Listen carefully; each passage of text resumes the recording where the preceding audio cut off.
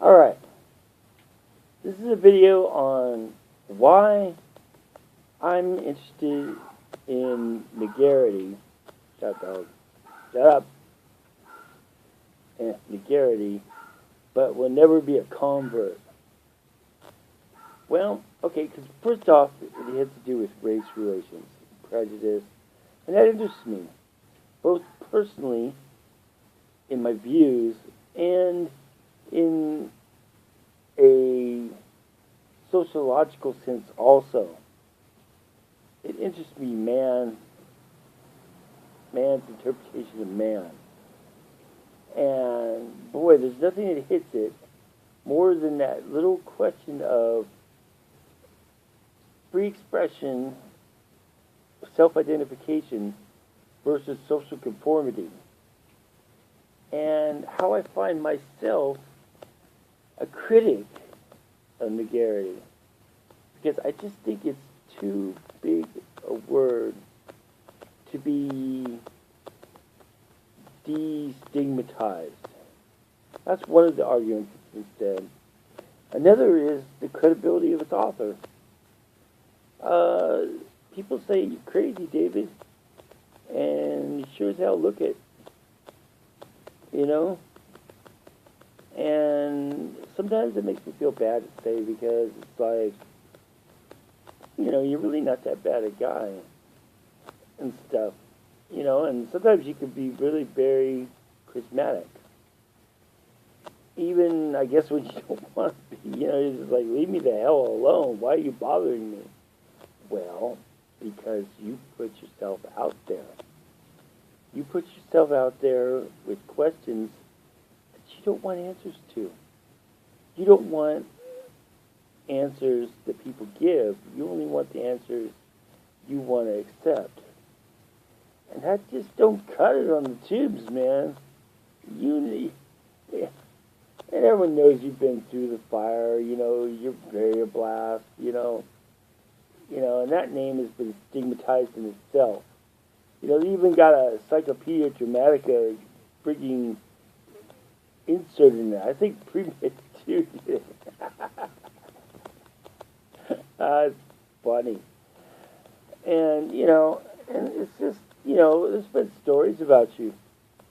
There's been a lot of stories about shit you've done and, the way you've acted and stuff. And, it almost makes you question Diana, too, because it's like, man, she's with somebody who's this freaking wackadoodle, man.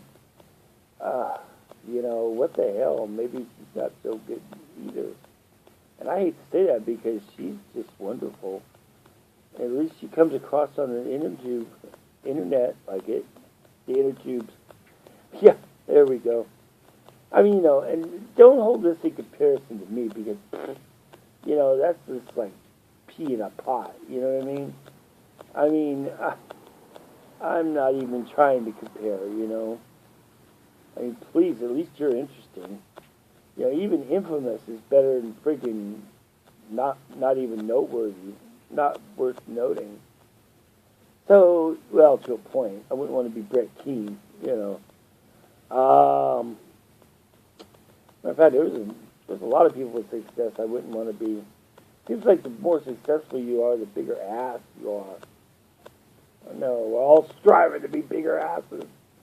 Huh? Yeah, so the point is that, we've been through all the arguments, been through all the things, how the name is wrong, how you use words that are wrong and that lead to wrong meanings like rapism, and it sounds like it's for it when it's really a destigmatizing word and it's against it. I don't know about rapism. That's stupid. Let's be honest, That's just stupid. And it's like you're stuck in some fixation about niggerism. And every time you do, you say something. It always comes back to this thing about being in the dark. It's not about ethnicity. It's not about culture. It's not about even a way of being. My take on being a nigger is, if I'm not going to use it as pejorative, it's someone who's feral. I've seen it too, you know, not just in blacks either. When people go along and they live pharaoh lives, tribal, and not like Africa, woo woo woo woo, spiritual tribal, but actual tribal mentalities. You know, they're close to their friends, they're close to everyone else, and everyone outside that circle, they're neutral to hostile to, potentially. And that's what it is, you know. Basically, that's the whole thing of nigger nuance, you know, is freaking, you know, tribalism. You know, and that's all it is, really. And once you understand that, I think you can kind of understand why, well, maybe you can't understand me, but I'll tell you, if you understand that I can never be tribal like that. I came close, but I can never call myself a nigger. You know, that's ridiculous. There's still some white part of me that just, you know, sees class, sees, you know, middle class, sees things that are, even in poor class, well, I'm an Okie, you know, and I'm a Scottish Okie. You know, so it's like, Jesus, you know, what the fuck do you want from me? I'll never be a nigger. I'm an Okie. You know, and that's like being proud to be poor. That's like Slim Whitman, you know, or friggin', or that guy who sung friggin' This Land Is My Land, Gene Autry or someone. Not Gene Autry. Oh, something. Anyway, you know, let me look at the fucking shit. I got corn growing out there and crap, you know. Okay, if my neighbor's dad is growing it, but, you know, I mean, what the hell? It still makes me happy to see all that corn. Yummy, yum, yum. I should have taken the mower. Well, I don't have a mower anymore, but I should get out there and plant some potatoes and stuff. Oh, that's my Irish side. See, it's just, that's, you know, heart of the land, you know, and that's what I guess you're too intellectual to understand. What you feral.